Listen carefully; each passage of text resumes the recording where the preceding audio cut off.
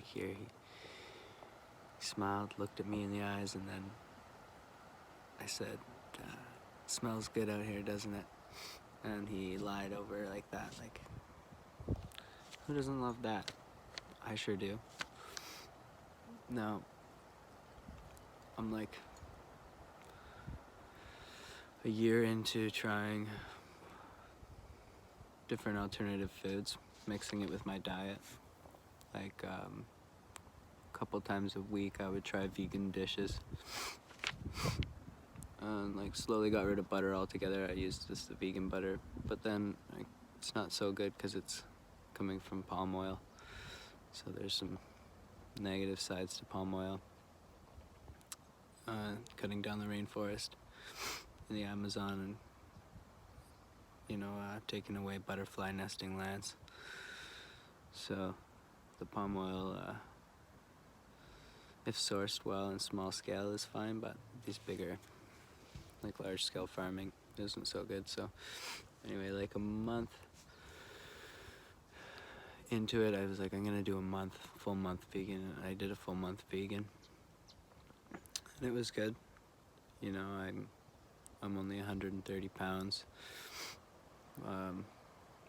It didn't feel like I was losing too much energy because there was a lot of alternatives already by this time in the stores, and I was eating a lot of like big salads, a lot of rice and quinoa and tofu, and I tried veggie burger here, a couple there.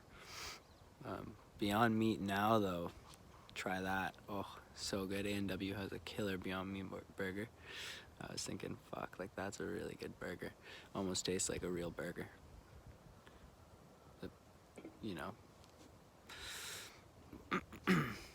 Once I hadn't had meat for a long time, that real burger tasted just like any burger I ever thought I had before. It's tasty.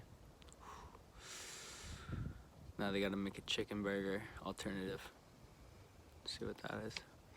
But yeah, so just a couple weeks. Now I've been on and off vegan as well, and I'm trying to figure out.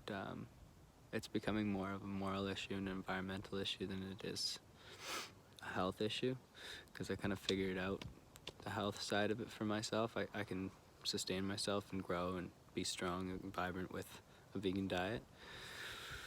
But now it's more environmental for a lot of reasons. A lot of podcasts. I've been listening to Earthling Ed's new podcast with he interviews different farmers and some activists and different people in the community and around the world who are vegan activists or environmental activists.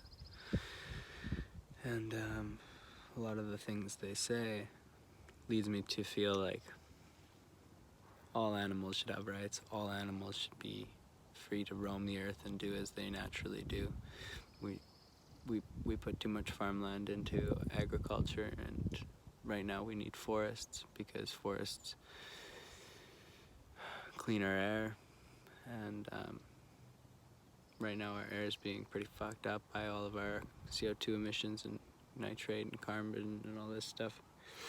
The world's heating up, and science is telling us more and more that the ice caps are creating sea level rise, and there's going to be like billions of misplaced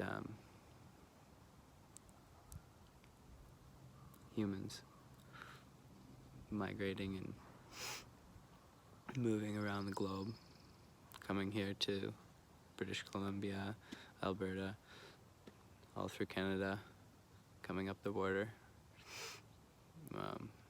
Anyway, so that's kind of why I'm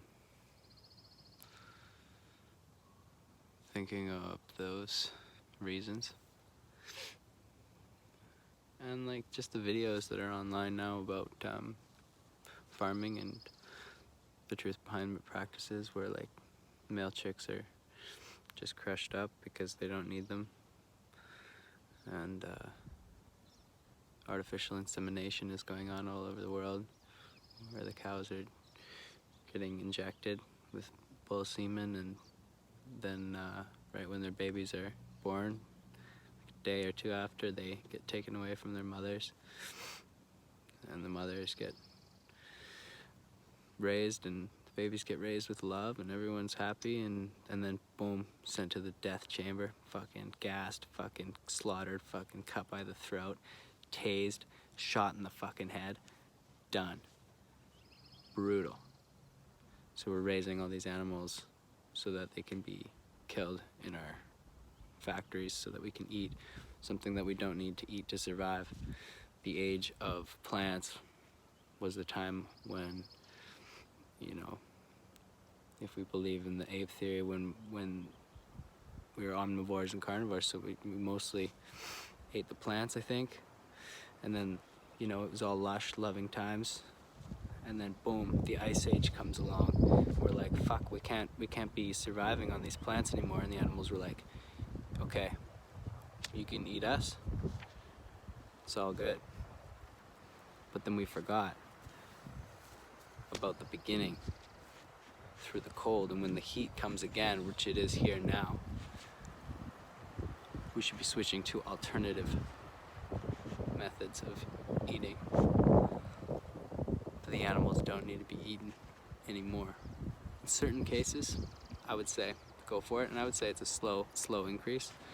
So like, yo, if some tribes, if some native people, if some people up in the Arctic need to and feel it's necessary to have their practices and their history and their cultures respected, and they want to hunt and do things like that, I think that's a different process. But any sort of farming, any sort of supermarket, bulk, fast food, meat production just needs to slowly disappear. And the first steps are supply and demand. So if I'm not going to eat it, someone else isn't going to eat it, then it's not going to be able to be in the stores. And over the next 10, 15 years, you slowly see an increase of plant production and grains and different sources of fake meats, like the mushroom-based meats, and we get all the food we need. We help the environment and the animals, and then slowly transition. It wouldn't happen overnight, but it would be like a gradual, you know, increase of like vertical farming and different farming methods locally to supply sustainable food growth. And then we just save our seeds. We own our own seeds. We put effort into that, and then maybe there's chances and hopes for like a lot of love and light to be shared, food and shelter and warmth and clean water in times of pain and darkness and drought and sorrow in other parts of the world. And even just like California is getting droughts, and the fires are burning every year, bigger and bigger.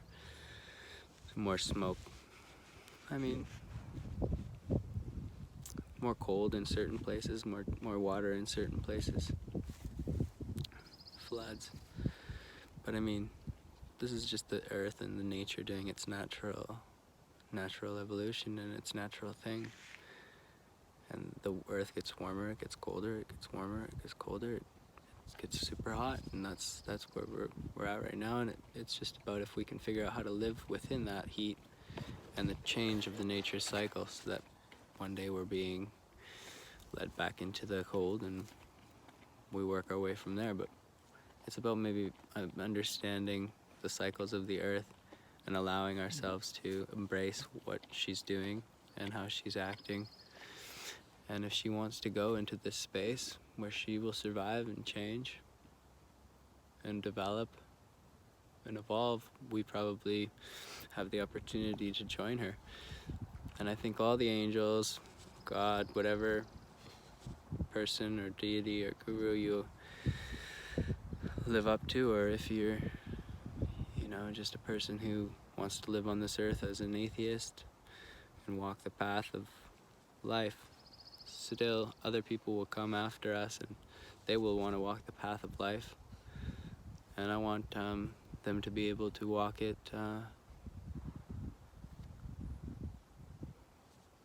or run it on a nice trail, you know?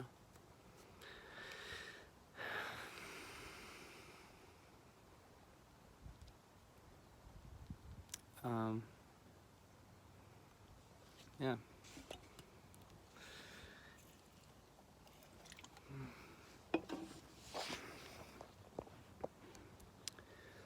Thanks for listening to the end if you did, and